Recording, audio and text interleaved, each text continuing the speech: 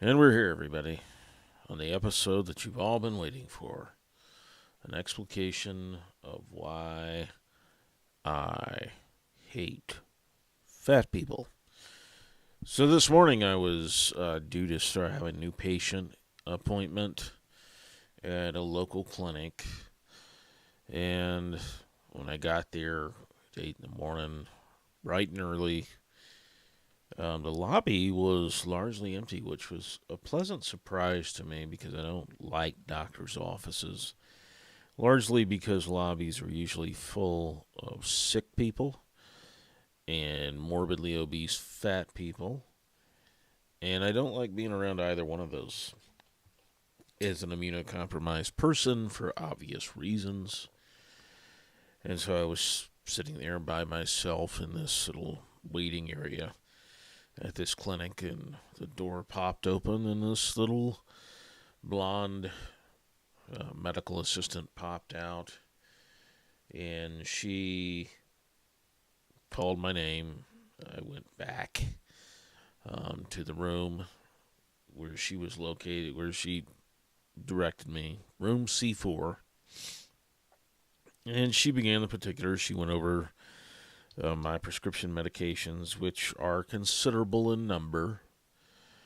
And then she also took my vitals, that is my weight. I've lost over 15 pounds with my gun. I weighed 190. For 4 months, I was barred from working out or lifting, largely because I have this issue in my neck where apparently the disc injuries that I have in my neck have somehow injured my vertebral arteries. So I was barred from lifting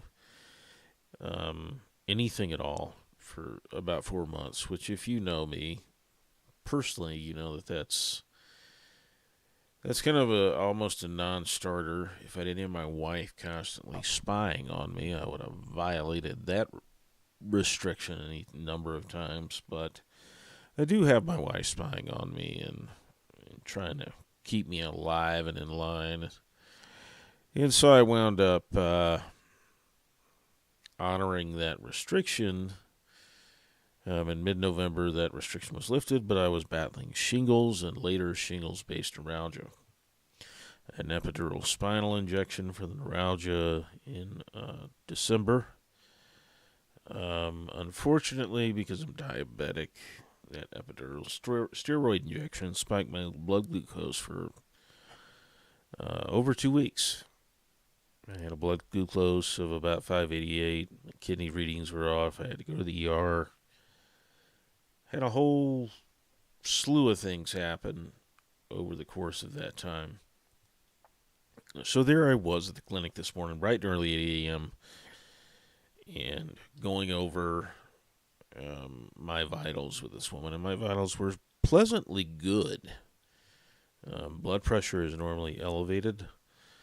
I hate doctors' offices, largely because they're not pleasant places for me, and one of the reasons they're not pleasant places for me is the lobby full of sick and morbidly obese people. If you know me, I hate fat people the way that Nazis hate Jews. I really do not like them. It's not just an aesthetic thing. It's I grew up with a parent who was morbidly obese, and consequently, because of exposure to that, and because of exposure to her depression, so on and so forth, wound up just having all kinds of issues, a front row seat to what obesity does. My mother died in her 60s after having an ablation on her heart. Before that, she was largely physically incapacitated. She couldn't really walk or do any kind of physically strenuous activity because over a number of years as a diabetic, as a stroke survivor, all of which was related to her obesity and her diet, her refusal to exercise, she had reached a point where she wasn't going to live without an ablation.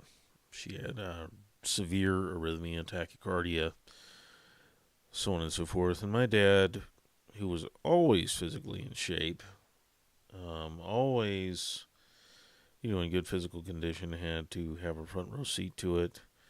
And he loved my mom. He, as far as he was concerned, the sun rose and set on my mom. And we had a gym. Like, physical fitness was always a thing in our house because my dad looked like a bodybuilder. He always did his best to have good physical condition. So we had a gym full of exercise equipment, heavy bag, speed bag. We had weights, like a weight bench. We had an exercise machine, kind of like one of those in the gym with the various attachments and everything. A stack of weights, like 300 pounds. And so I grew up lifting weights from the time I was 12 years old on. I was training under my dad. And I was kind of a skinny kid. My siblings were all pretty skinny with the exception of my brother, who was he wasn't fat, he was just huge. And he's 105 pounds in kindergarten. And he wasn't obese. He looked like a fifth grader. And he's just bigger than everybody else. But I was 6 foot 98 pounds sophomore year of high school. So it wasn't like obesity was a thing. My mom just never dropped the baby weight from my second sister. She had my sisters 11 months apart. She was always depressed about how she looked. She was always miserable about how she looked and she felt. And some of it was related to childhood trauma. She'd been sexually abused by at least 2 people that I know of. And wouldn't go to see a therapist, wouldn't go to see a counselor, wouldn't change her diet. We weren't a family that had much, but my dad did what he could. Helped my mom go on Weight Watchers meals, and those don't work when you eat 2 of them at a time in one sitting. And so there we go. In a front row seat to it. She was a miserable person about how she looked and how she felt. And she made sure everyone around her was miserable. She took it out. She wasn't a happy fat person. I met jolly fat people. Those people love to eat, and they're generally happy with life. They're going to die young, but they enjoy being fat and eating good food and having a good time. They're not unpleasant people.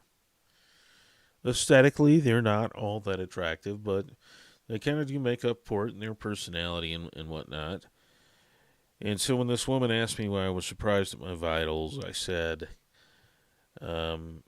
because doctors' offices, normally I have an elevated blood pressure in those offices because I get stressed out or keyed up around lobbies full of sick and morbidly obese people.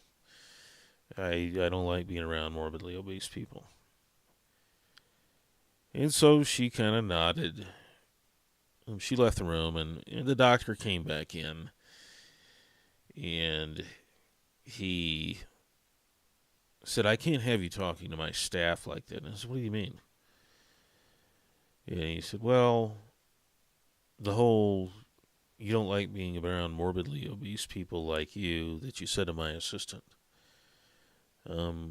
Which I didn't direct that remark at his assistant at all, and I did not consider her to be morbidly obese. She's a little bit on the heavy side. But even if she had been grotesquely morbidly obese, if she'd been Jabba the Hutt fat, I wouldn't have said anything. I would have just gritted my teeth and gotten through it. He asked me to leave. I was not refunded. He said, "We're going to uncheck you out. It's going to be like this visit never happened." But he never refunded my copay. That still hasn't come through my bank account, which is fine. It's $25. But I tried to make an appointment with another provider at the clinic, and I was asked not to come back to that clinic and directed to another clinic within the same healthcare network for what ultimately was a medical assistant's lie. And I directed that remark at her. And I said, I don't like being around morbidly obese people like you, and that's why I tend to have elevated blood pressure at the doctor's office. I did not say morbidly obese people like you. I didn't even think of her as morbidly obese. Certainly didn't think of her as sick. She appeared to be relatively healthy. But for someone like me who has the worst luck around sick people, always catching what they have, I don't like doctors' offices or lobbies. And morbidly obese people tend to be disease vectors. I see them all the time in doctors' offices when I go for blood work and when I go for imaging and when I go for checkups. They're always there. Over 60% of the American population is obese. And I guess the rest of us are supposed to buy into this body positivity. Healthy at any weight. Even though the data clearly suggests otherwise, the number one cause of preventable disease in this country is the fact that people are obese. And I know this from personal experience. I know it from having a front row seat to my mom. When she was alive, I couldn't wait to get out of my house. Not just because of the obesity, but because of the abuse.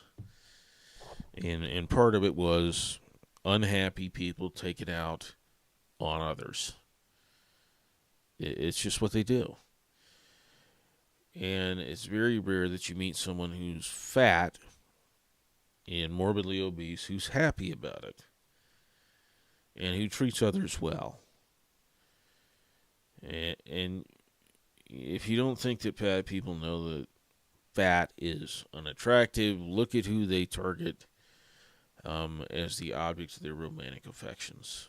They always target someone who's height, weight proportionate, someone who's skinny, and they get resentful to the point of being cruel when that person doesn't reciprocate their romantic interest or their romantic advances. Because at the end of the day, one of the problems with fat people in the United States is that they're entitled. We have a healthcare system where 5% of the population consumes over half of the healthcare expenditures by total dollars every year. And a significant proportion of that spending is devoted to people who are morbidly obese. You can look up the data from the CDC, the National Institutes of Health, and from others, and you can see exactly what's going on in our country, and it's that people are too fat. People are obese. And the entitlement attitude, you see it spilling over in the popular culture because you're not supposed to fat shame. You're not supposed to have body negativity. And the reality of it is fat people know that they're fat. They're not happy about it. And they take it out on everybody. My mother took it out on me and my siblings. She took it out on my dad. It was her problem. She could have put the fork down. She could have put the spoon down. She could have done any number of things. I mean, we had a gym full of exercise equipment in our closed-off garage that she could have used. Anytime that we had a treadmill, we had a rowing machine. And if she wanted to mine the well of expertise that was my father, she could have done so, and he would have been thrilled about it. But she didn't do that. She chose to be fat. She chose to be miserable. And she chose to try and make everybody else around her miserable. And that's generally what fat people do when they don't get their way. And it's one of the many reasons that I just don't like fat people. I don't like their behavior. I don't like their attitudes. I don't like their lack of ambition, their refusal to help themselves get out of their misery and their suffering and their unhappiness. The fact that they expect everybody else to accommodate them and tell them that they're healthy in any way, that big is beautiful. It's not. I mean, we have a crisis in this country where there are people who look like a circle with eyelashes. And today, one of those people who was a little on the hefty side, not morbidly obese by any means, cost me health care. She cost me my time. I went in for an appointment, and she lied about what I said to a doctor. And as a result, I lost an hour of my time. I lost $25 in copays, plus whatever they're going to bill my insurer, which you know that they're going to bill my insurer, even though they didn't perform the services for which I'm going to be charged. So I did what anybody who is mature and self-aware would do. I left a nasty review on their Google business profile. Because that's just the kind of guy I am. And, you know, I made it very clear that the Rose Canyon Clinic in Harriman, Utah, has a problem with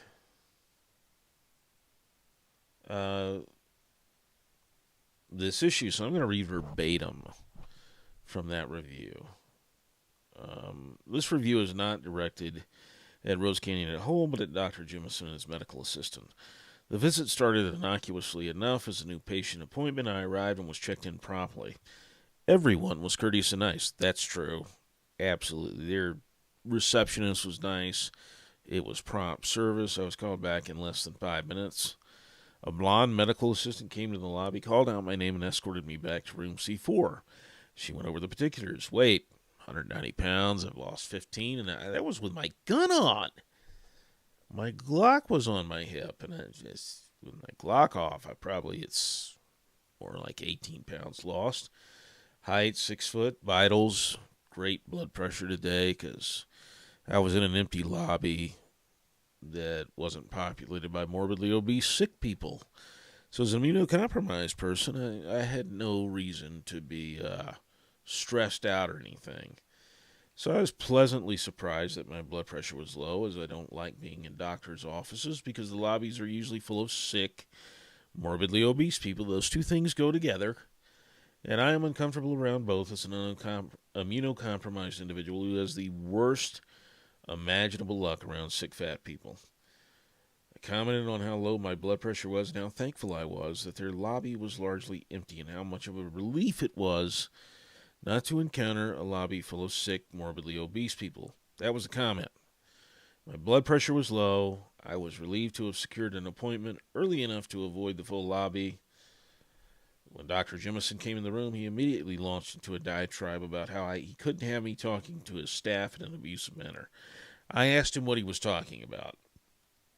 He said that I told his medical assistant that I, quote, don't like being around morbidly obese people like you, which I did not, end quote. I did not say morbidly obese people like you. I said I don't like being around sick, morbidly obese people in lobbies. It was a lie.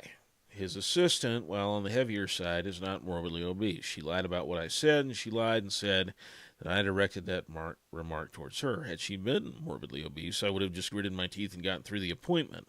She did need a motorized scooter to get around, and over the past few years, I've been in lobbies full of people who won't put the fork down and who can't walk from point to point without the assistance of a motorized scooter or a device.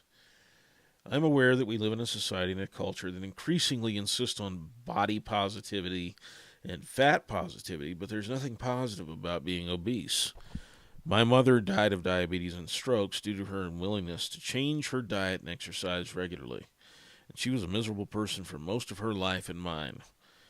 I could not wait to escape my family home at 18, and I never looked back. The fact that Dr. Jimison's assistant lied about what I said and that I directed at her, resulting in the termination of my appointment, although they have yet to refund the copay, is unprofessional and deeply unethical. I can't help that she identifies herself as a morbidly obese person if she does. The explicit remark and the context clearly indicated that the remark wasn't directly towards her. I didn't finish a new patient appointment as an individual with chronic health problems due to her lie. That's inexcusable. If I could give Dr. Jemison as an individual practitioner negative stars, I would. His assistant should be fired for lying. I will stand on that business all day, every day. And it's the entitlement. It's the fact that someone who's slightly overweight, I clearly identified with people who were morbidly obese and wanted to personalize the remark, wanted to lie about what I said because she didn't like that I don't like sick, morbidly obese people in lobbies. She doesn't like the fact that I have an opinion about morbidly obese people and their effect on my blood pressure, my health, or just generally the healthcare condition of this country in general. And one of the things that I dislike fat people over is their self-centeredness. My mother was one of the most self-centered people I ever met. Everything was about how she felt and how miserable she was with her appearance and her lot in life, but she never did anything to change it. She just made everybody around her miserable because she was miserable. And in my experience, people who are morbidly obese do that. It's always about them, and they've come to a point in our culture, in our society, where they expect the rest of us to accommodate them and tell them, you're not fat, you're just big and beautiful. You're not any of those negative things that are associated with obesity. You are a queen. You're big, you're beautiful, you're this, you're that. You know, we don't do fat shaming or body shaming. You know what? You don't have to be overt about it. You don't have to say anything to them because they're slowly killing themselves. My mother has slowly killed herself for the course of 60 years of my life. And I watched the effect that it had on my dad, to watch her be unable to get up out of her bed towards the end of her life. And finally, she decided to do something when it reached a point where it was a live or die moment. And she went to a hospital in Tallahassee. She had an ablation procedure on her heart done, and she couldn't go home when she was supposed to. She had to go to an inpatient facility. And she's kept there for like almost 2 months. And while she was in that inpatient facility, a male orderly, a male medical assistant or whatever, sexually assaulted her. And when she came home, she was immediately taken to the hospital at Bay Medical in Panama City. I had a phone call that I need to come to the ER because I need to say goodbye to my mom. I had to watch my dad sit there as this BiPAP machine jerked my mom back and forth, pushing air to her lungs, keeping her alive long enough for her family to say goodbye, for her kids to get there, and her husband, who always loved her at any weight, sit there and watch her die when the life support was disconnected. And it was all preventable. Every last bit of it, every bit of her suffering and her misery would have been preventable if she just changed her lifestyle. But she didn't, because she didn't care about us. She didn't care about the effect and watching her suffer and try to fix her mental illness and her trauma through food in excess. She used food like a drug, like so many other people. Um, she didn't care about the effect that it had on her kids. She didn't care about the effect that it had on her spouse. Suicidal people, whether they do it immediately or over time, like so many morbidly obese sick people in this country do, don't care about anybody else. They're the most self-centered people you'll ever meet. And the only thing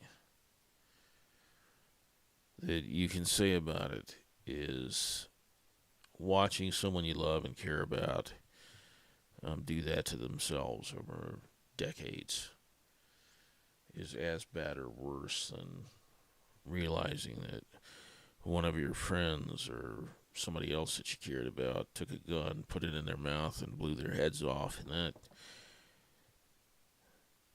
that is something that really stands out. And it has an effect on your kids. I mean, 3 of my siblings are overweight. They know that heart disease, diabetes, stroke run in the family. I'm the most height weight proportionate member of my sibling group. Even with my considerable health challenges, I have a pair of 15-pound dumbbells. I'm barred from lifting any more than 35 pounds at a time because I might blow out the arteries in my neck. I have push-up bars. I have an exercise band hanging from my door. You can see it in the background, actually. Physical fitness has always been a huge part of my life, and I resent every day the breakdown of my body to the point where I can't do it the way that I used to. I miss it. I miss the way that I look in my 20s and early 30s. I miss the functionality, the capability. I'm not, overweight and morbidly obese. Even with all of my chronic health conditions. I watched my mom die over 60 years because she wouldn't change her diet. And she would do a little bit of exercise. Later in life, my parents moved to Florida from Alabama. They bought acreage in the middle of nowhere, and my dad cut trails. And my siblings used to walk those trails as kids.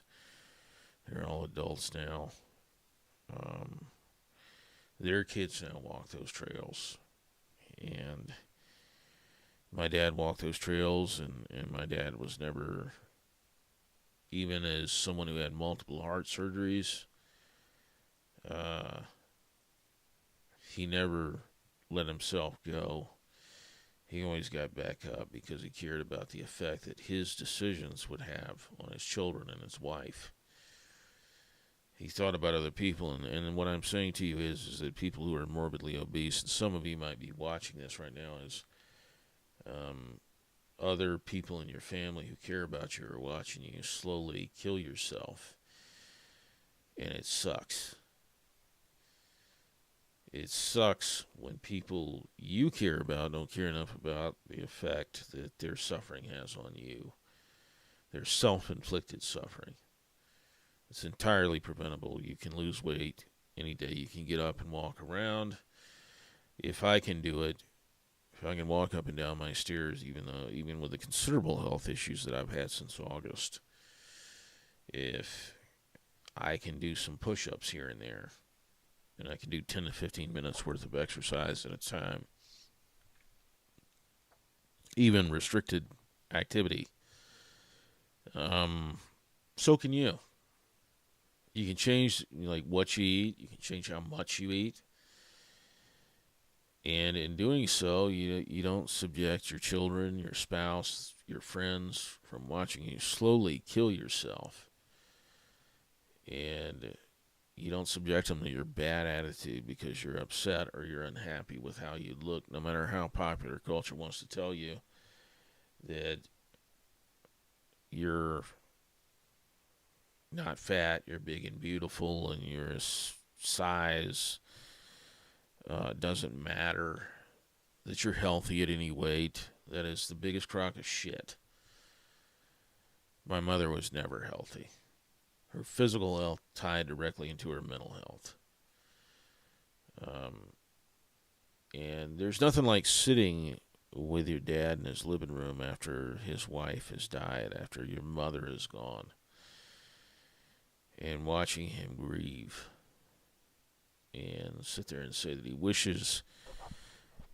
that he had been more romantic and tender with my mom, but sex was just like maintenance. And I thought to myself, yeah, I bet it was. My dad was faithful to my mom. And my mom told him towards the end of her life, I know I'm not what you wanted. Because she knew she wasn't attractive. She knew my dad was just having sex with her because he had the urge and she was his wife, and he firmly believed that he shouldn't have sex outside of wedlock. So he was never going to cheat, but he wasn't physically attracted to that. Sex was just going through the motions. And my mom never had that issue because my dad was always physically attractive. My dad always put a lot of effort into remaining in shape. And he always tried to be attractive to her. She called him a rooster. But she didn't do the same for him. As I've gotten older, the one thing I took away from my dad as a net positive was this responsibility to other people. A lot of you don't know this, but I've been sick for a long time. I started having blood pressure problems 17 years ago. Almost 18 years ago. And I've been on medication for it. That medication had always been a hard gainer in terms of weight. But a month and a half into blood pressure medication, I gained 50 pounds. I went from 175 to 232. Almost 60 pounds. It took me forever to restructure my diet and to find an exercise regimen that worked for me to drop that weight and become healthier. But I did. I had responsibilities and obligations to other people. I had a wife at the time who had fibromyalgia and epilepsy, and I was our source of income. I was the guy who paid our bills. I was the one that provided for her and protected her, and when she had a seizure, I was the one that sat with her and took her to doctors.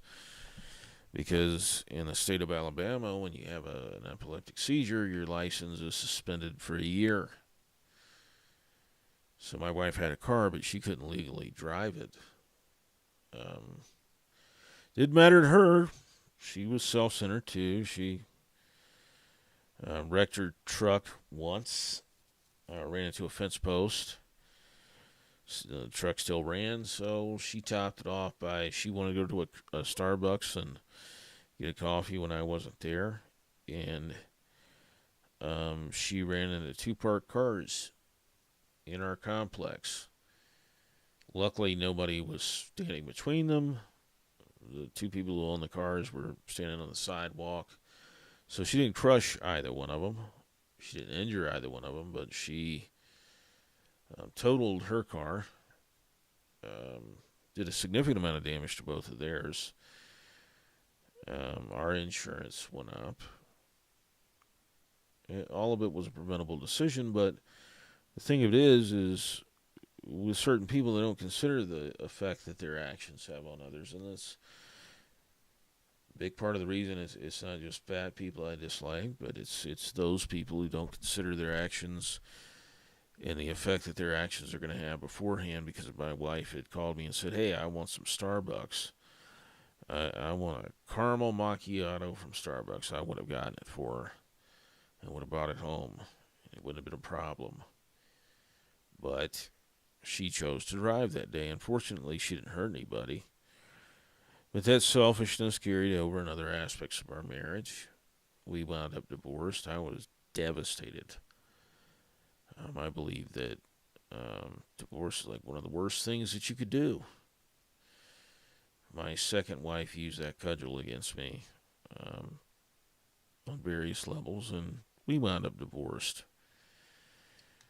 because she knew I didn't want to get married. I didn't want to get divorced again, and so that was always the leverage she had over me to get me to capitulate to whatever she was doing that I didn't like. I firmly believe in the institution of marriage. Now, I would say nobody forced me to marry either one of those women, and after the second divorce, I went to a therapist because the common denominator in both of those situations was me, and I did not want to marry that a third time. I had 2 one-night stands that turned into marriages and consumed 10 years of my life. And I'm not blaming either one of those women. I made the decision to marry them. I made the decision to turn a one-night stand into a marriage.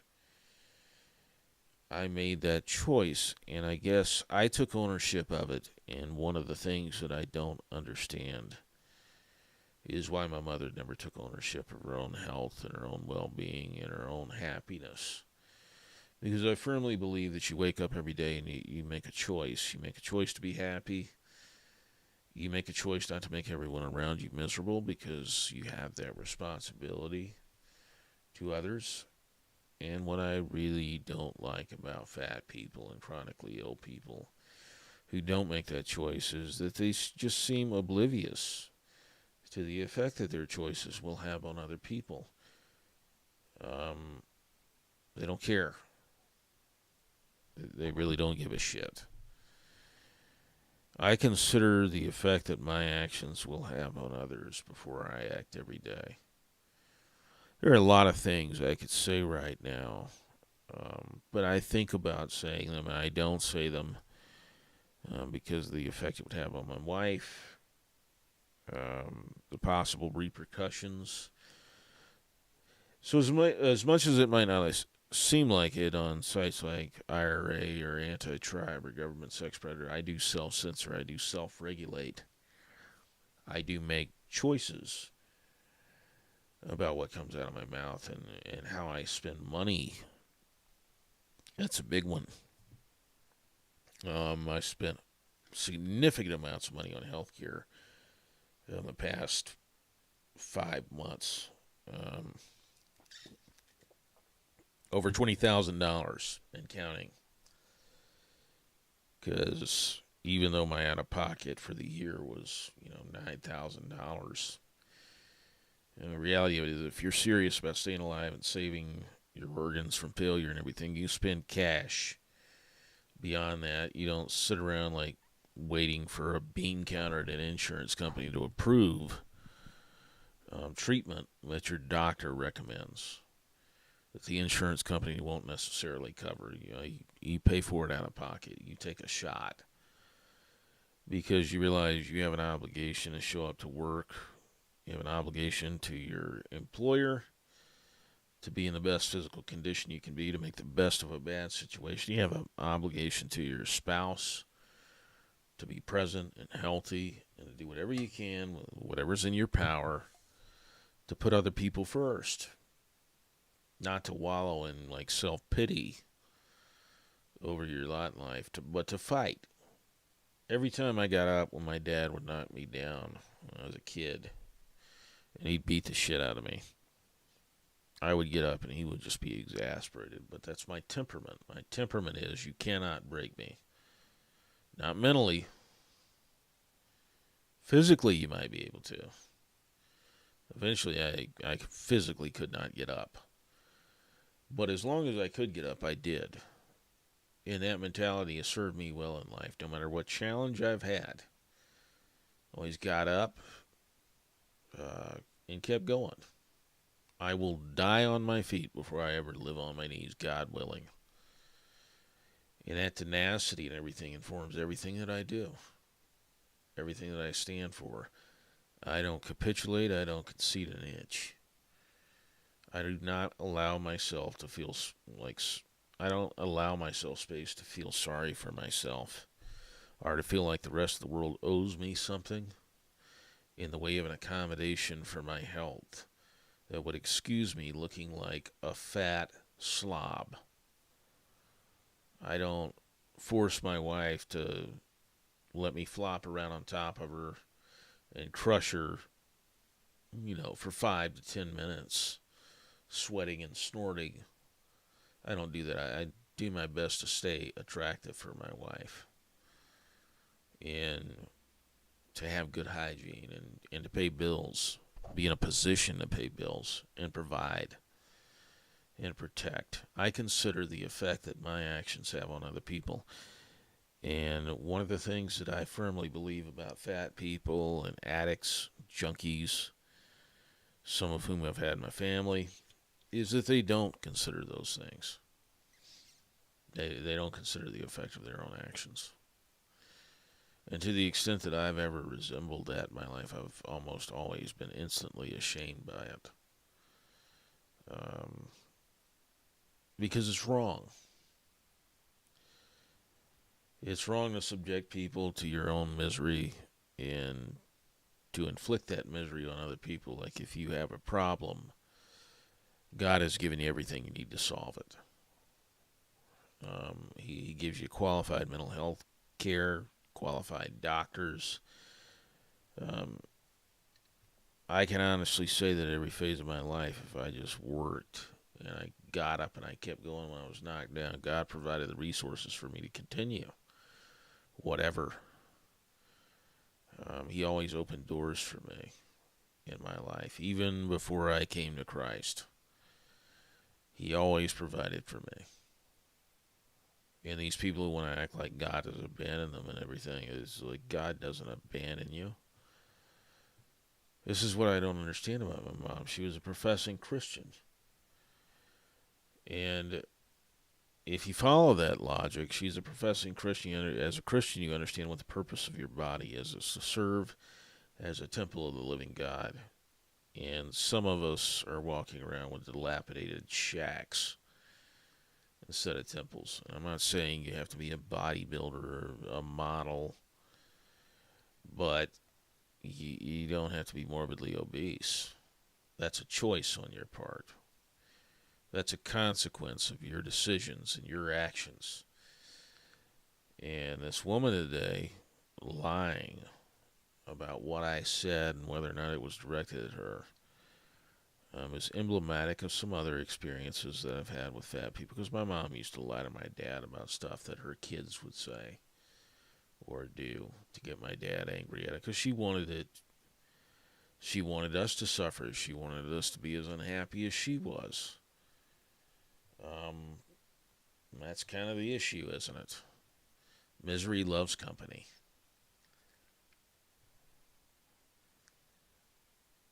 And quite frankly, I'm tired of living in a world where selfish assholes get all the accommodations. I'm tired of fat people. I'm tired of junkies and addicts and people who want to wallow in self-pity. Everybody has sexual trauma. I was physically and sexually and emotionally abused as a kid. I got out of my house because I got a full ride scholarship. I worked to get that and salvage my life. And I was provided for by God because, God helps those who help themselves. And I've always been eternally grateful. I never thought it was just me. I thought when preparation met opportunity, success was likely to follow.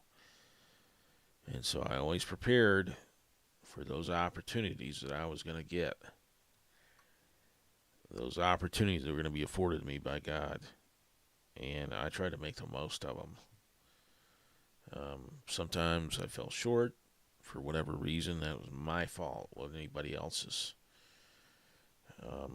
I took ownership of it and I course corrected before it became too great of an obstacle to overcome. And I took ownership of those things. It's not that I don't have empathy or sympathy for people who struggle. Everybody struggles. But one of the things that I've noticed about self-centered people, whether they're obese or they're junkies, is they really think that their struggles are unique. And narcissistically, they elevate those struggles to the level of some cosmic battle. They really are just on that large of a scale. Um, it really isn't. It's not that deep. Everybody has challenges, but we know from the Bible that with every temptation there is a means of escape, and that we won't be tempted beyond what we're able. That is 1 Corinthians 10:13. It's one of my favorite verses because every time I'm tempted to feel like I'm in an insurmountable situation or things are just too hard and too difficult, I think about that. I think that I know from that verse that I will never be tempted beyond what I'm able to withstand. And with every temptation that comes into my life, there's always going to be the means of escape. And I have the gift of grace, the strength of Christ and God, my Father, and the Holy Spirit, my helper, to overcome any difficulty or any obstacle. And when I die, it'll be because it was my time. My life ran its course. You get an appointed number of days. If you're lucky, you get 70 winters and 70 summers. I heard that one day, and it stuck with me. 70 winters, 70 summers, 70 springs, 70 autumns. And that's if you're lucky. Time is a finite resource, and so while you have it, you make the most of it. And these self-centered people who are junkies for food or junkies for drugs or junkies for alcohol and who don't consider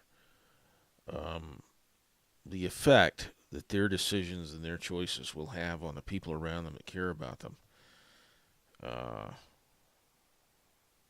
As I've gotten older, I come to hate that attitude and that behavior. I don't hate fat people for being fat so much.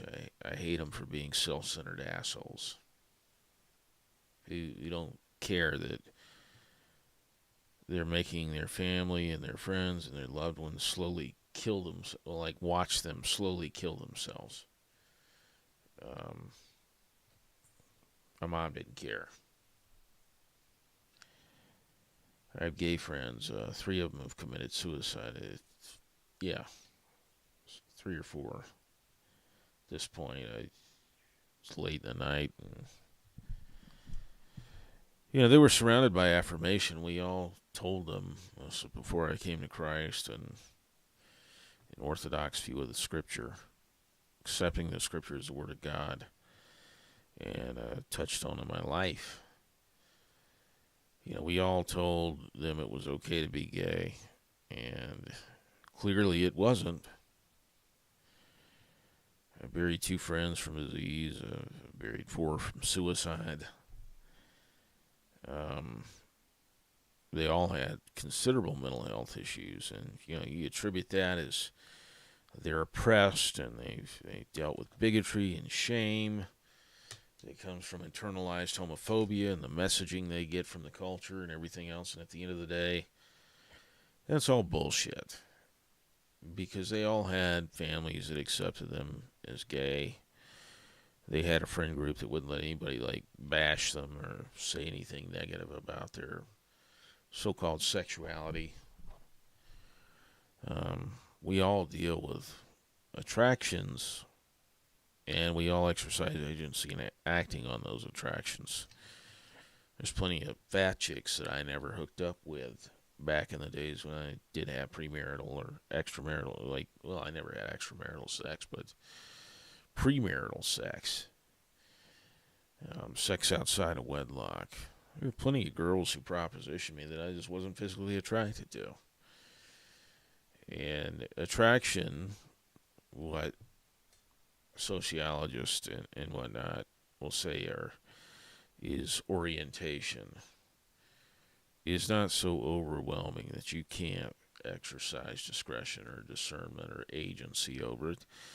People do it all the time. Your sin is not who you are. It's not your identity. Unless, of course, you want it to be, and you use this identity that you've constructed around your sexual sin or your gluttony as a means of trying to exculpate yourself from culpability for it and saying that everybody else has the problem. Everybody else is a bigot or a homophobe or a fat phobe. Or you just don't have any empathy for my struggle. Because my struggle is different. My struggle is more significant than other struggles. And it's everything that has been done under the sun has been done. Everything is being done right now like somebody else has gone through your experience. It's not unique to you. And it's not an excuse for you to inflict suffering and pain on others by being an inconsiderate, selfish jackass and putting your addictions and your traumas above everybody else. You have an obligation, a moral obligation, to consider the effect that your actions have on others. And to course correct and to do what you can to take advantage of the opportunities you have to fix it. Like, if you have health insurance, and most of you do, you're eligible for Medicaid. If you don't, you can go get fixed. I mean, even if you want to do cash out of pocket, you can get treatment. I've done it. I've seen people who make excuses about it. But the reality of it is they spend easily hundreds of dollars a month on drugs and alcohol and cigarettes and everything, but they don't have money to go see a therapist or see a GP or a specialist. American health care is too expensive. Well, you spend $8 every other day on a pack of cigarettes, and you spend a lot of money on weed and alcohol, and you could prioritize your health as opposed to things that are going to destroy it, but you don't. You absolutely don't, because you're a selfish prick, and you don't consider the effect that your actions are going to have on other people. You're an asshole. And a lot of fat people in this country, like that fat person I encountered today, whose lie cost me a doctor's appointment, $25, probably more on the back end once the claim is filed. I haven't hit my deductible or my out-of-pocket maximum yet, so this is probably going to cost me a couple $100 in the end. Those people don't care about anything. Like, at the end of the day, we have to be responsible for others. It's one of the great privileges of my life to be responsible for my wife, for my kid, for my immediate and extended family, to help them any way I can. I got a couple of friends that I make that effort towards. And that's what men are built for. You're built to provide. That's your purpose. You're built to provide and protect and consider for others, and there's no happiness outside of living your purpose as a man as designed by God in marriage, in family, in friendship. And people who don't understand that don't have the correct understanding of what their obligation before God is. That no matter what, God cares about you. You have significance. You have value. You have worth. And you should act like it. Think about it this way. God sacrificed His only begotten Son for you. He incarnated in the form of His only begotten Son, the Word made flesh, who is the fullness of God. In Him the fullness of God dwells, as it says in the Scriptures. He is the visible image of the invisible God, and through Him we are translated from the kingdom of darkness, that is, the Lord of this world, Satan, into the kingdom of His dear Son, Jesus Christ. That's how much He cared about you. That's how much worth and value you have. Um, he sent His own kid to die for you, to die for your sins, so you'd have a path back to Him, even though you don't deserve it. He gave you salvation by faith through grace. You could never deserve it. You could never merit it with your own actions. In fact, the only path you have towards righteous action or virtue is through Jesus Christ. That's the only way you can be virtuous. That's the only way you can overcome sin and its consequences. It's the only way you can overcome temptation. And He offers you this free of charge. There's nothing you could do to ever deserve it or purchase it. And the power that comes with it to overcome sin and temptation and live a good life in God. He tells you how to live that good life in Scripture. He tells you the purpose of your body is to be a temple of the living God. And He gives you a roadmap for how to overcome everything, every obstacle you face. He does it free of charge. It doesn't cost you a dime. I know a lot of institutional religions and so-called religious figures try to make a merchandise out of the faith. They try to, like what the church I was a part of called priestcraft. They try diligently to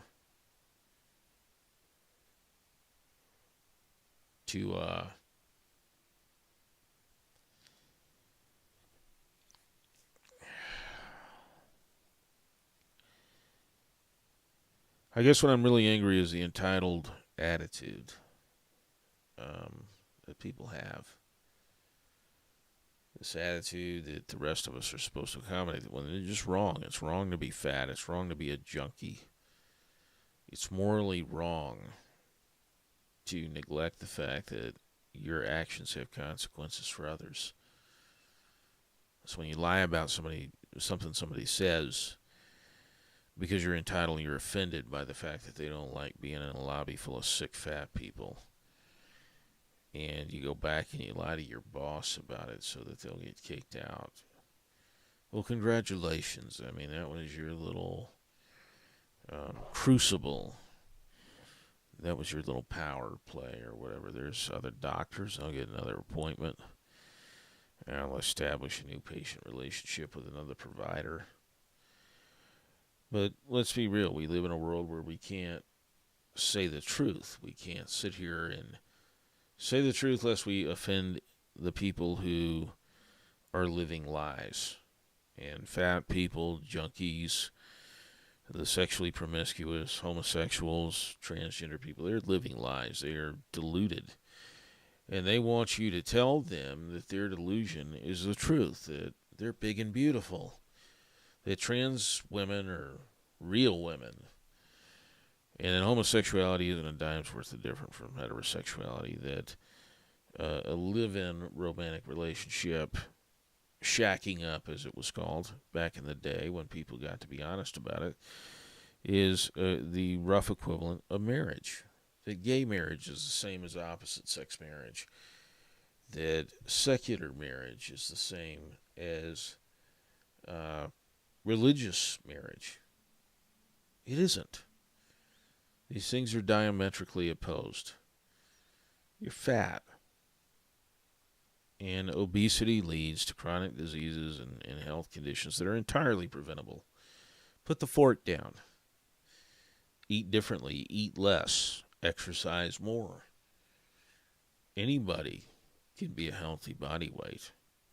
They just choose not to. Anybody can be sober.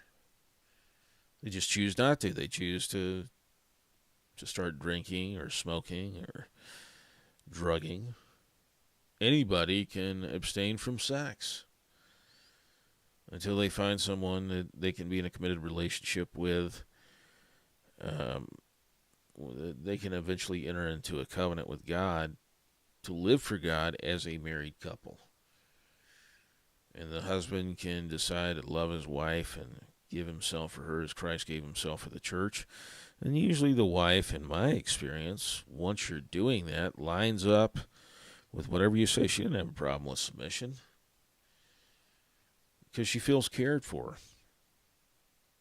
And a lot of men out there who have wives who are giving them grief and whatnot, it's because you give your wife grief. You don't do what you're supposed to do. You want to sit in front of a PlayStation, or you want to sit in front of a screen and look at porn, as opposed to giving your wife her due attention, because your priorities are elsewhere. You ignore your children and you wonder why they have behavioral problems. You ignore your friendships to talk to somebody halfway across the world on the internet that you barely even know. And you ignore the people in front of you, people who are immediate to you in the process. Ironically, as I sit here on the internet broadcasting, I think the internet is one of the worst things that ever happened to us as a human, as a humanity as a whole. I think it's one of the worst things that ever happened to us.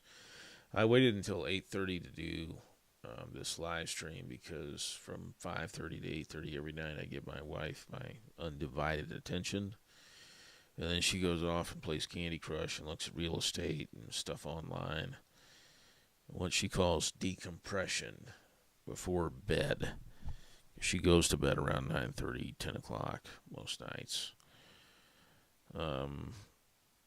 But I try to give her 3 hours a night on the weekends, or on the weekdays. On the weekends, I try to give her as much time as possible, because you know your priorities by where you invest your time. And going to church with my wife is so important. It's important with our relationship with God, because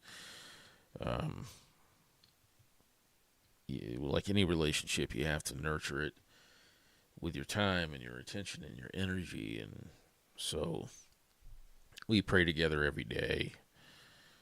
Both of us read our scriptures every day.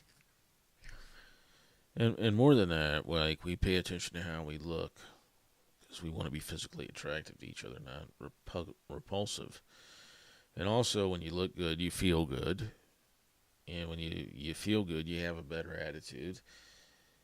And you treat each other better. And one of the things that I've noticed in this world, there's a lot of miserable people who take it out on others. I don't agree with that. I quit going out so much, because I used to go to like Buffalo Wild Wings and Hooters and watch the fights or sports back in the day, and have some wings and whatnot. And you can't do that, because there's always going to be some drunk asshole who can't hold his liquor. There's always going to be some self-centered jackass who's miserable and just wants to fight with somebody. And I'm going to do something he'll regret. And if I break it, I buy it. I've paid for a lot of ER bills and stitches over the years, especially in my younger years, fighting days. I've always tried to be responsible in that sense, even if I was an immoral son of a bitch. In terms of drinking and whoring, when I drank, I was happy. Enjoyed being around my friends. I enjoyed, there are a lot of people who don't feel that way. Like, drinking magnifies what's already there. It doesn't change you to another person. A lot of people who want to blame a substance for their decision are exactly what I'm talking about. Some of them are fat, some of them aren't. Some of them are in between. But really, they're making a choice to be a jerk. And to the point where someone like me, who always had a good time when he went out, with his buddies, I don't feel like going out anymore. Because when you go out, you run into those people, and they push it physically. And they give you a provocation and a reason to hit them. You're standing up for yourself. You're defending yourself from their physical aggression while they're intoxicated. and they're being a prick. Um, but you know what? At the end of the day, it's just a hassle. And there are a lot of really entitled people out there who want you to be as miserable and unhappy as they are. And they're going to do whatever they can to do that because they're trapped in that kingdom of darkness. They're trapped in that satanic self-destructive loop where their suffering has never been experienced by anybody on this scale before. And so they're going to wallow in self-pity and drown in their ennui and subject everybody around them, their wife, their kids, their family members, to this. And it's always, I'm oppressed, I'm persecuted, it's not fair, everybody's a homophobe, everybody's a fat phobe, everybody's religiously phobic. Maybe you're just an asshole. You ever think about that? Maybe you're just a prick. And like I said earlier, you see these people, they don't go for the mirror image of themselves when they're targeting someone romantically because they know that they're unattractive. They know that how many junkies, really target other junkies in relationships unless they've reached a point in their addiction to where they have to accept the fact that there are no other options. And what they do is they target functional people as the objects of their romantic affection. And they tell them that they'll change and they'll get better and they'll work on it. And they never do. Whether it's food or a substance, illicit or legal, alcohol being legal is one of the great ironies because it kills more people than all other illicit drugs combined every year. Prescription drugs, when used as directed, kill over 1 million people in this country every year. And what you don't see is anybody exercising personal responsibility. And what happens is evil begets evil. Your family comes apart, your friendships come unmoored or unglued, and it's because of you. You marry the wrong people. I did that twice. You aren't living your life in God and in Christ. And consequently, you're incapable of picking somebody who's good for you in marriage.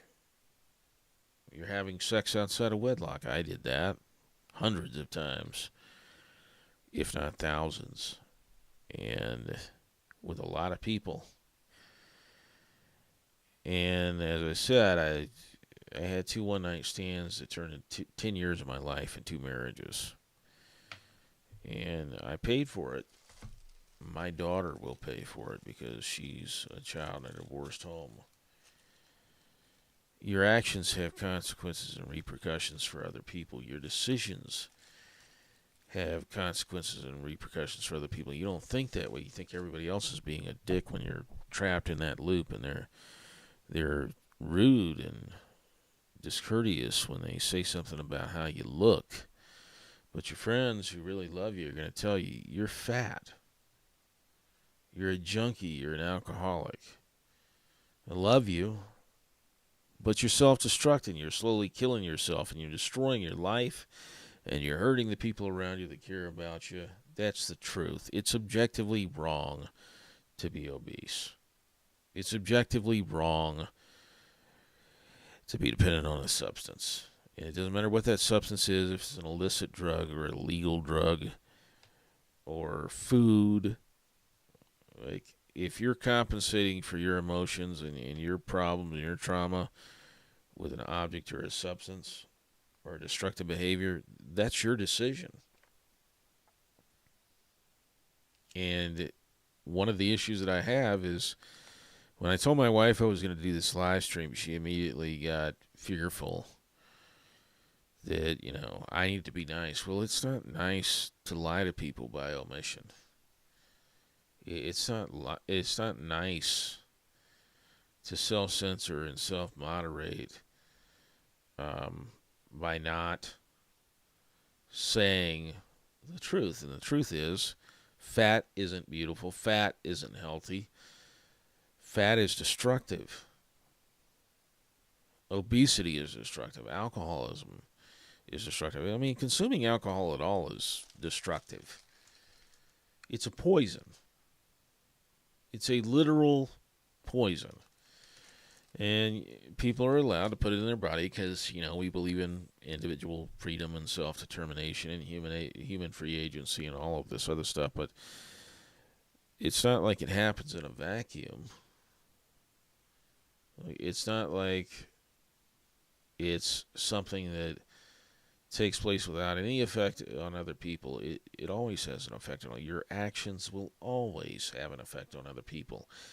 Everything from how you spend and manage your money to what you put in your body, what you eat, how much of it you eat, whether or not you exercise. These are all, no man's an island. These are all things that have an effect on the people around you. And you have a moral obligation to consider that in your actions. Sometimes it's just not about you. And that little bit of delayed gratification or deferred gratification, that little bit of discipline makes all the difference on the people around you. It makes you not a miserable, insufferable prick to be around. And I don't say this to be mean. I say this because it's the truth. Like, I say it because I had a front row seat to my mom's obesity and dysfunction for the first 18 years of my life. And how miserable she was and how insecure she was. And the effect that had on her relationship with her kids, her husband, her friendships, her reputation. She wasn't a pleasant person to be around. She was a miserable person to be around. And she did similar things to this medical assistant today, in terms of constantly lying and manipulating my dad and the problems with his kids. And, at the end of the day, how we felt didn't matter. The only thing that mattered was how she felt, because she couldn't see anything else. She couldn't consider anything else. And later in my life, I had to wait until my mom died to have any kind of a functioning adult relationship with my dad. But even after she died, and she's dead, she's gone, she's no longer in the picture. And my dad always, he probably spent anywhere from a third to half of our time together bitching about how his kids dishonored his wife. And I wanted to scream at him. She's got 4 kids. And if you want to think I'm a prick because I didn't want anything to do with her, and I was just the only one of her kids who didn't want anything to do with her, didn't want his kid around her, the other kids who didn't want their kids to be alone with her, that would be one thing. But all 4 of her kids had the same attitude towards her.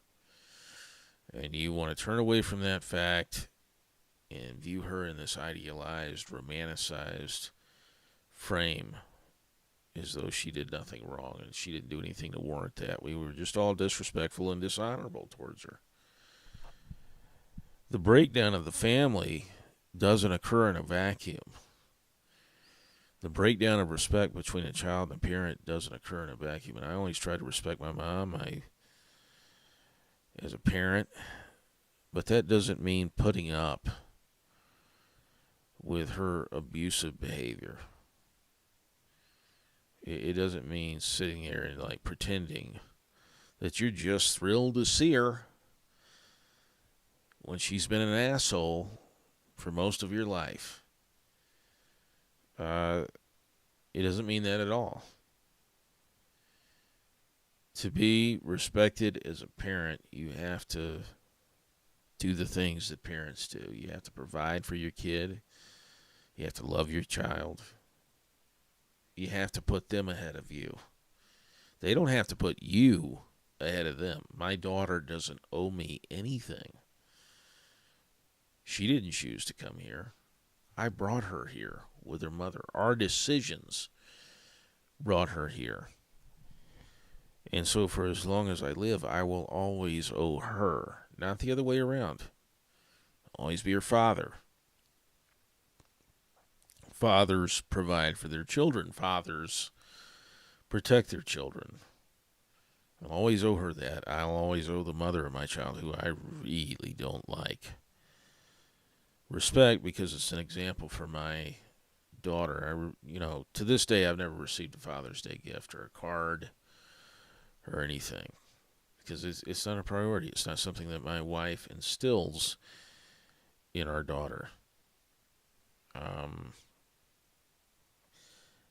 I have sent money and gift cards to jewelry stores and that sort of thing for Mother's Day, so that my daughter would have the example and the expectation that this is just something you do on Mother's Day.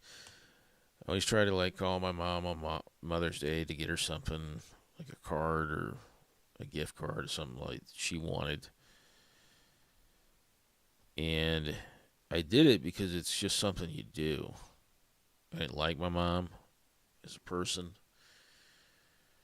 but it didn't change my obligation.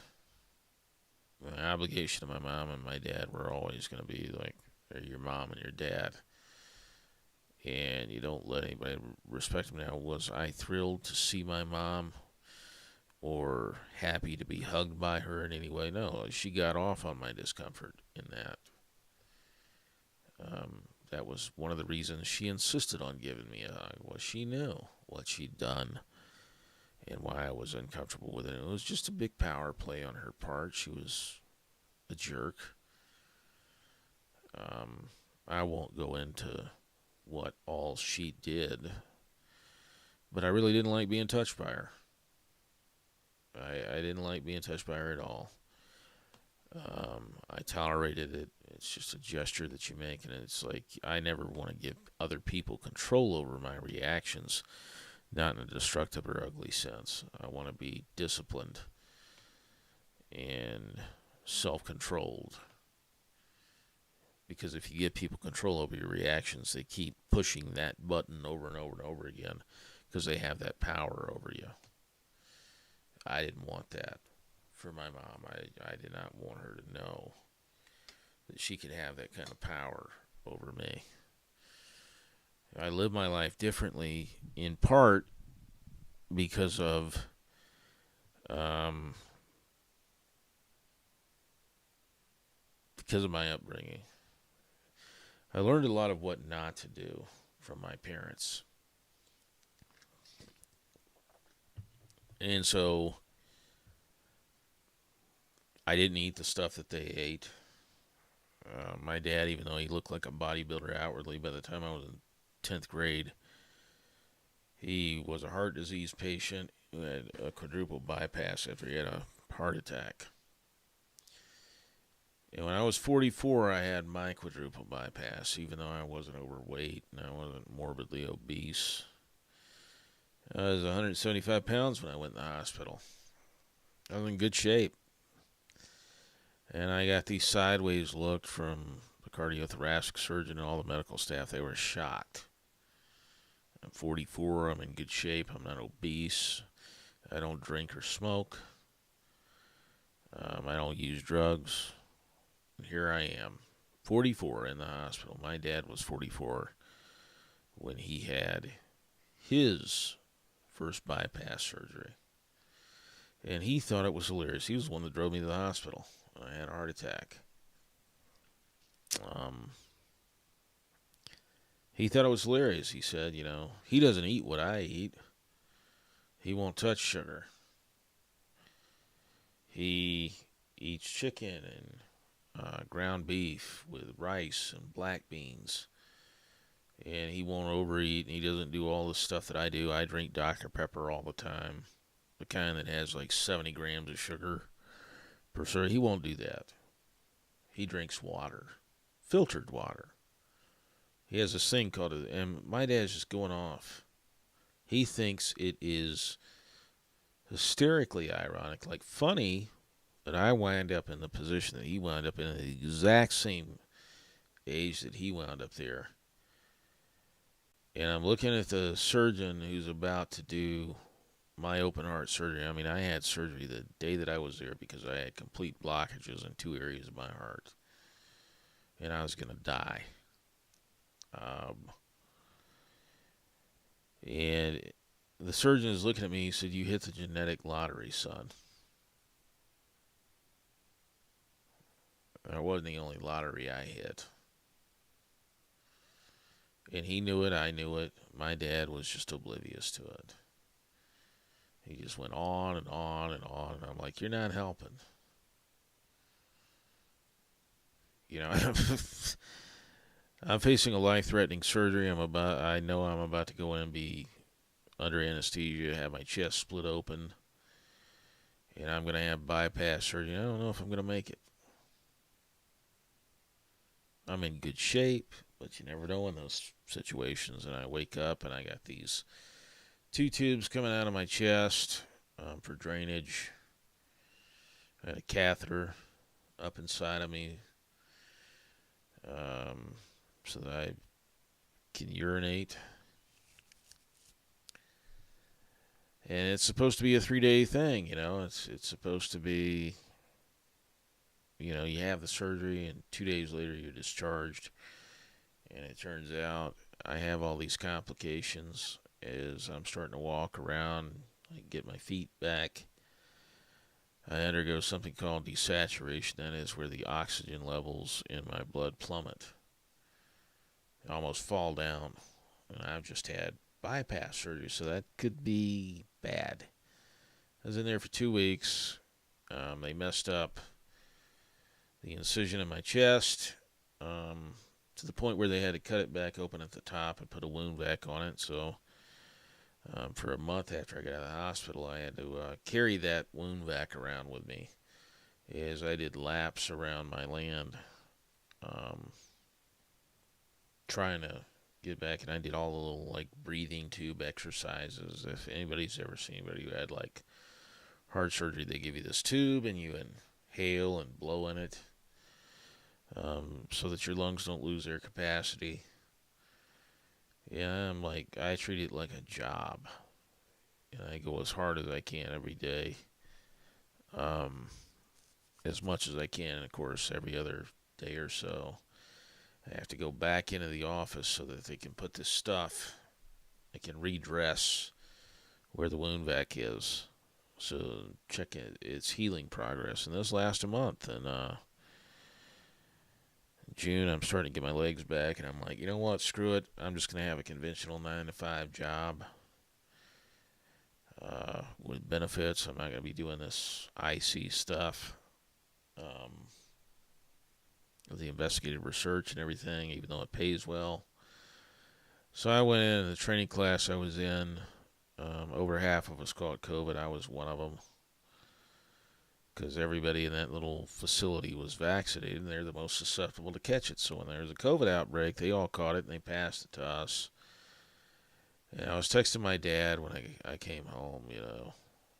I was trying to voicemail him. He wasn't responding. And this is July 2022, and when I got home,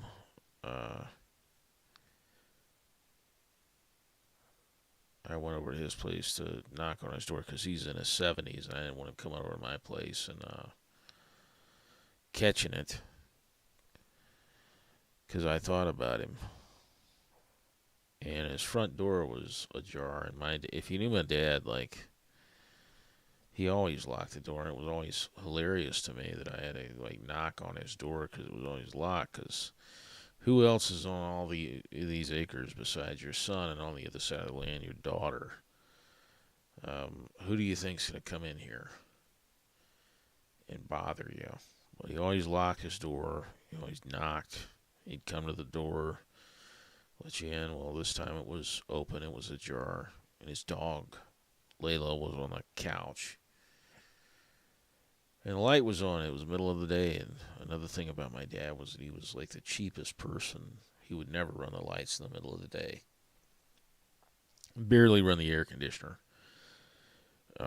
Because he hated having a high power bill. And it's Florida. Heat of summer, July. It's stifling. He just wouldn't do it. and his light was on in the middle of the day, and I immediately knew something was wrong, and I drew my sidearm. I cleared the front of his house, was calling out for him. There's no answer, and I'm thinking he better be on the land or something. Like, he better be having a senior moment. I cleared the kitchen and living room. I went down the back hallway, past the utility section with his washer and his dryer, and the back bedroom, and he had this new bed that he was assembling that he got and that he was really happy about. He was over the frame. He'd fallen face first. We think he had a stroke. He hit the floor so hard it caved in like his eye socket. There was like blood and everything under his face, and all the blood had pooled up in his head, and his skin was black. And I lost it. The only bad habit I have left is cursing, and a lot of times when I'm upset, I curse so much you might think that I have Tourette's or something.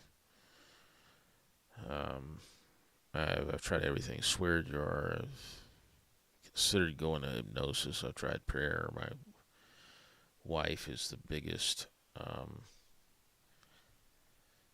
influence on my life. In terms of like wanting to get better at that and not curse as much. So I know she doesn't like it.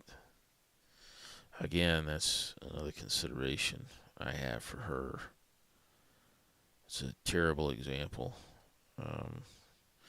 I tell my nephews to follow my example, and I say the reason I tell you that is because, everybody else in this family is a hypocrite on some level. They say one thing, they tell you not to do something, and they do another. And the only area of my life that I can tell my nephews that, I would get on to them for something I do is cursing. I was cursing up a storm when I saw my dad laying there, and I realized that he was dead, and I felt for a pulse. And it just absolutely destroyed me. I mean, thank God my sister handled his estate and his funeral arrangements. I went with her for some of it. But between the COVID and the heart surgery and everything else, I just was done. And I needed to get back on the horse. And the next month, God sent the Hamlin case into my life. And I woke up with a sense of purpose and direction. I'd already been destroyed because, like, one of the previous projects that I'd handled was the Russell M. Nelson stuff with the Bountiful case, Dick and Brenda Miles. And that hurt a lot because that was the prophet, seer, and revelator of my church. And I discovered that he knew that the allegations were true, and he covered them up. He used his position as a Quorum of the 12 member and apostle of my church to stifle any internal investigation in the church and also external investigation by law enforcement. Because in the state of Utah, the church is the authority. It's the dominant institution. So I was already reeling from that. My dad died, and I was the one that found him. And the call kept dropping when I tried to call 911 because we lived in the middle of nowhere. I made it to my sister's house, and I was screaming.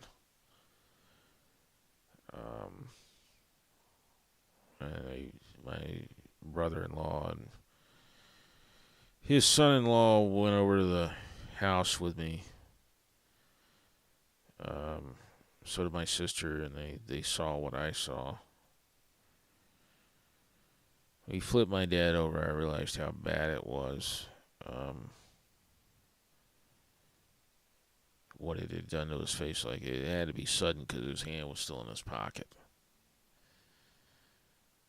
I'm grateful that I had the time with my dad that I had, and I look forward to seeing him in eternity. I don't know where my mom is. Um, I know that God's grace is enormous because I never got what I deserved. I don't begrudge her heaven. Um, I didn't like her very much. The way that she treated me, or the way that she treated my siblings, or how selfish she was, um, to make us watch her suffer the way that she did. Um, I hope she's not in hell. I hope she's not experiencing judgment. I hope she really did know a saving relationship with Jesus Christ. I don't know how she could have with the way that she behaved or the way that she acted, but God's grace is so enormous and so expansive that I have to believe that if I'm still upright and I haven't been smited or struck down, or I have never gotten what I deserved from God in the way of judgment.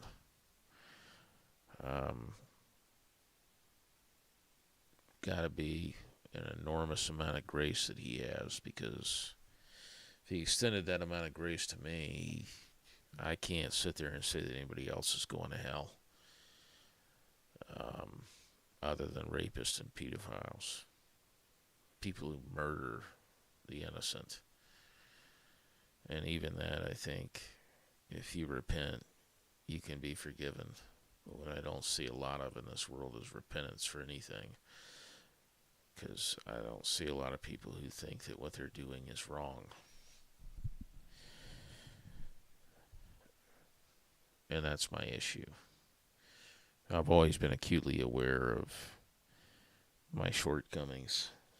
I never wake up every day and think that I'm better than anybody else. Everything I have is from God.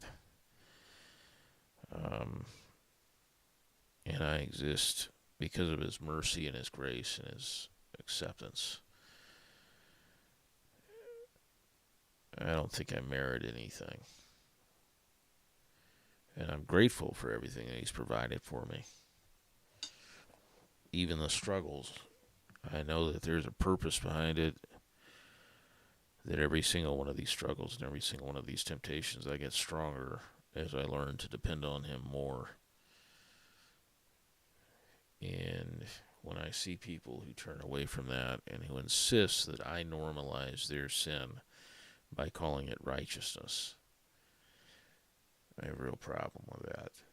I never put that on other people. Like I point blank told people who try to witness to me in college, like, what you call sin, I call recreational activity. I used the hypocrisy of so-called Christians in my 20s and 30s as a license to do things myself. I think a lot of us do that. But I did have a sense of responsibility about the effect that my actions had on others. And I tried to factor that in the decisions that I made. I didn't lie to the girls that I was sleeping with or anything about. I didn't cheat. I didn't get so drunk that I'd hurt others. And when I did do things, I didn't blame it on the substance I was using at the time. I owned it. I apologized for it, and I tried to make it right through restitution. If I broke it, I bought it. I think that's a good measurement in life. I think that it's something that the world could use more of. It's not that I hate fat people so much for the aesthetic, it's the attitude and the inability to put anybody else first. It's the same reason I don't like addicts or junkies. It's this deflection of responsibility and this refusal to embrace any kind of accountability for your willful decisions and your voluntary actions. And it's refusal to recognize that your actions have an effect or a consequence for other people. In the Hamlin case, like one of the things that's particularly enraging to me is just basic common sense. You sexually abuse somebody, that it's going to have an effect on them, and they don't give a shit. No sexual predator I've ever looked at has ever given a shit about their victims. They've only given a shit about themselves, their own sense of power and self-sufficiency. And I just have a real problem with it. I have a real problem with the fact that we live in a world that, says that tolerance and understanding decrees, that we just lie about this. We lie about how self-centered and narcissistic and awful these people are. And how they just don't care what they're subjecting others to. They're miserable people, and they make everybody else miserable. And they pass the cost of the consequences of their actions and their voluntary decisions on everybody else. And they expect the rest of us to just deal with it. If you're morbidly obese and you're watching this, if you see this in the future, understand something. You have people looking at you, your kids, your spouse, your friends, and they're watching you destroy yourself and slowly kill yourself. And it hurts them. But they care more about you than you care about yourself, and they care more about you than you'll ever care about them. You just want to wallow in whatever reason it is, whatever excuse you're using to be obese, to be a junkie, to be suicidal. You don't care about other people. You don't care about the effect that your actions have on other people. And you want to be verbally abusive to those who say something about it, who say objectively it's unhealthy to be obese. It's not aesthetically pleasing. You're not attractive. And what makes you really unattractive is your attitude and your entitlement. I had a front row seat to that with my mom, and I will not do that to my kid. I will not do that to my wife. I will not set that kind of an example for my nephews and my niece. My nieces. It's hard as you get older and you break down to maintain a healthy body weight and work out. Every time I lift, my right shoulder clicks. It's bone on bone at this point. It's like I have osteoarthritis and it hurts like a bitch. I don't have any cartilage in my right shoulder, but I still work out and I still do everything. I just kind of grit my teeth and grind through it. I gonna have to have ablation in my neck, like a radio frequency ablation, because my neck hurts like a bitch. I refuse to take opioid painkillers because they're just a miserable experience for me, and then on top of it, they're just inconsistent with my beliefs and my professions. And so I just kind of grin and bear it and grit my teeth and deal with it, because the price of being in shape is that you exercise, and even if it hurts, you do what you have to do to maintain a healthy body weight and appearance as much as you can. Control what you can control. The situation you find yourself in, and what I would say to a lot of people is if you knew my medical history over the past 20 years, you just wouldn't have any excuse. If you knew what my knees were, if you knew what my spine looked like on an MRI, my neck, my heart issues, my issues with kidneys and things of that nature. The fact that I've altered my diet so many times I've lost count, so that I'm not overweight, I'm not morbidly obese, and it matches my activity level. Um, there's no excuse. If I can do it, anybody can do it. And that's what burns me up about my mom. She could have. She just didn't.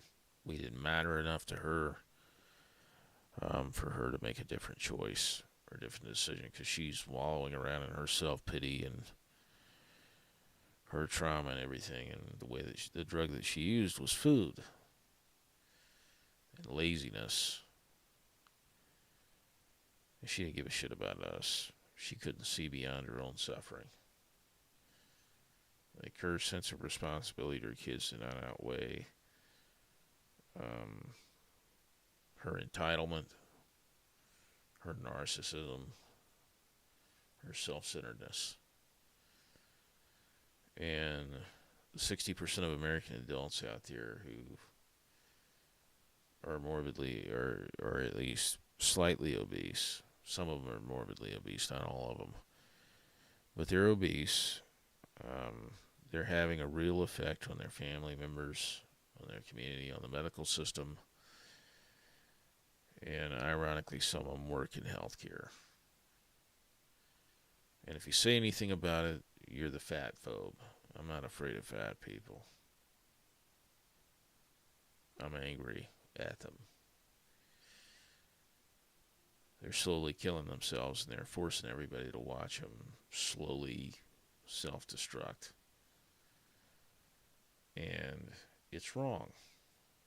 It's selfish. It's vicious to do that to your kid. It's vicious to set that example for your kid. Because guess what? Fat parents have fat kids. When I was a kid, there was like one fat kid in every class, you know. And now over half of the kids are fat in every class. And you don't understand what the hell happened until you see their parents, and it's like, okay, that it was normalized for them. And in our society, big is beautiful, healthy at any weight. That's what they tell them, even though it's subjectively untrue. Even though being overweight will lead to chronic health problems like diabetes and even some forms of cancer, there's a higher association with that. And on top of it, you just don't feel good about how you look. And you're resentful and miserable and unhappy. And all of it is, you just put the fork down. You eat less or you eat differently. Food is fuel for me most of the time. And my wife makes really good food, but I've had to scale back on it because my activity level just doesn't burn it off. And I had to tell her, like, I can have chicken and rice and black beans and things like that, salads. Well, I can't eat your delicious food, and it hurts me to say it, but if I keep eating like this, I'm going to be 500 pounds. And I refuse. I'm not going to do that to her. I'm not going to do that to other people. I'm not going to be a miserable, fat asshole who's unhappy with how he looks, but won't exercise any volition to change it or to fend it off. I refuse to go quietly into that good night. I choose to fight in every area of my life. I choose to get up when I get knocked back down because I have responsibilities and obligations to other people. And it's not because I'm a good person. It's entirely due to God giving me a perspective that I owe other people. I always will. I'm responsible to other people for how I treat them and how I act, my attitude, which is the one thing that I can control, and attitudes are a virus. And if they're awful, they're extremely contagious, and they spread like wildfire. And my mom's attitude was contagious. It spread to her kids, it spread to her husband. Our home was not happy because of it, and all of it was preventable. She could have just eaten differently. She could have eaten less. She could have exercised more. And it got to the point where my dad had to watch her die. And when she went to have her ablation on her heart, which led to the medical complications that eventually killed her, it was too late. She did it on the taxpayer dime. She did Medicare or Medicaid because she wasn't insured. For what? Like, did make you happy. It's fucking terrible. You know, apologize for my language, but it is what it is. It was awful. It was awful to be subjected to it for 18 years. It was awful to be subjected to it at all. Um, I don't have much else to say about it. I hate fat people because of how they make other people feel and because they demand that the rest of us affirm them in self-destructive behavior that will lead them to death and misery. And I hate the culture that has grown up around that big is beautiful and healthy in any way, and fat phobia and body positivity. It is objectively negative. And it's a horrible way to live. It's a horrible thing to subject others to, and a horrible thing. It's a horrible example to set for your children and your grandchildren and other people in your life who look up to you. Um, it is what it is, and fat is not healthy. It's not beautiful. It is a symptom of an underlying problem in terms of like mental health trauma and whatnot. And the thing of it is, like, you can go get that fixed. You can go to counseling and therapy. You can make lifestyle choices and changes in your lifestyle with respect to that. And as I said earlier, I'm not saying any of this to be mean to fat people or morbidly obese people. I'm saying it because it's truth. And you need to hear more of it. And we do need to bring back fat shaming and shaming of self-destructive people. We need to call homosexuality what it is, a sin. We need to call transgenderism what it is, a delusion. You will never go from being a biological male to being a woman, no matter how much surgical augmentation you have, no matter how many hormones you pump into your body. It is objectively untrue that you are a woman. A trans woman is not a real woman. Never will be. Sex work will never be real work. It'll just be you degrading yourself and allowing yourself to be exploited by other people for their own sexual gratification. And that's the sum total of your value as a human being. You're reducing your sexuality, the most precious thing that God has given you, for His purposes, so that you can be in marriage with a spouse who cares about you and who loves and gives Himself for you, as Christ gave Himself for the church. And you put a price on that at like $5 or $9.99 a month on OnlyFans. But at the same time, when you go out on a date, you want a guy to spend hundreds of dollars on you. Well, you put your price out there. You're worth $10 a month. That's the valuation that you set for yourself in that.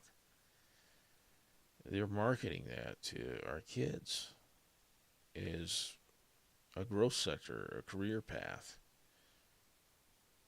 That's the degradation. So it's not just obesity I'm talking about. It's any number of things.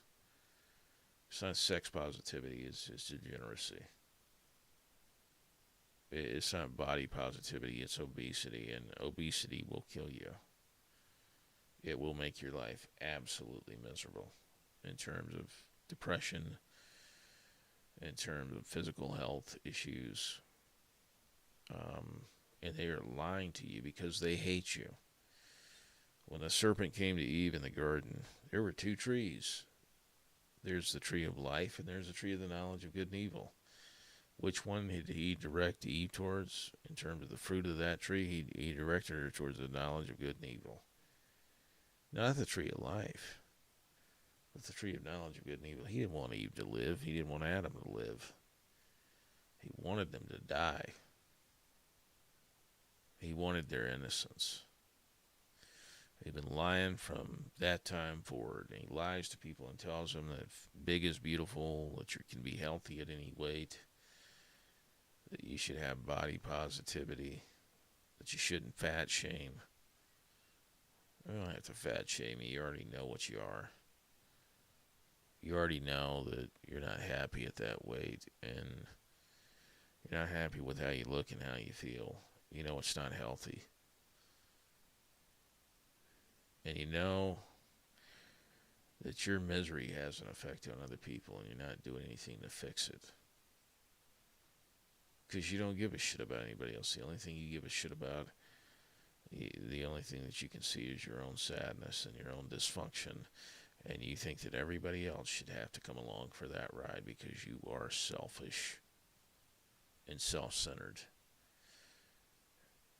Whether you're fat or you're addicted to drugs or you're addicted to alcohol or you're these people who say that they're addicted to pornography. I mean, my goodness. At the end of the day, these men who want to spend their time in front of a screen looking at another man rail a woman or rail another man as opposed to like investing in the conditions for sex to arise with their wives. These wives who just, want to sit on their electronic device and ignore their husbands and their kids. You just pricks. You're selfish. And it's not that you're, engaging in self-care or any of these other bullshit concepts that are used to justify that kind of behavior in modern culture. You're an asshole. And your priorities are severely out of place. And if you're offended by this, I don't know what to tell you. It's the truth. And the only reason I'm saying it is because I love you. And God loves you. He wants you to have a better life. And I hope that hearing the truth on this live stream helps you to move past your own self-centered existence and to think beyond yourself and consider the effect that your actions are having on other people. I understand, the title of this live stream might be I Hate Fat People, but I love everybody enough to tell you the truth as I see it and to relate that truth from my own experience and the effect that obesity had on me. And watching my mother suffer with it for her entire life. Burying multiple gay friends who committed suicide or died from disease because they just would not wear a condom. It's not okay to be gay. It's an intrinsically disordered existence, as the Pope puts it. And it doesn't work because it's outside of God's plan for your life. And you were significant enough for him to have a plan for your life and for him to send Christ to die for your sins as the perfect atoning sacrifice so that you could be redeemed. And what do? You reject a free gift, something that would make your life infinitely better as it has mine, something that would spare you from the consequences of your own actions, the ultimate consequence, because the Bible is clear that the wages of sin are death.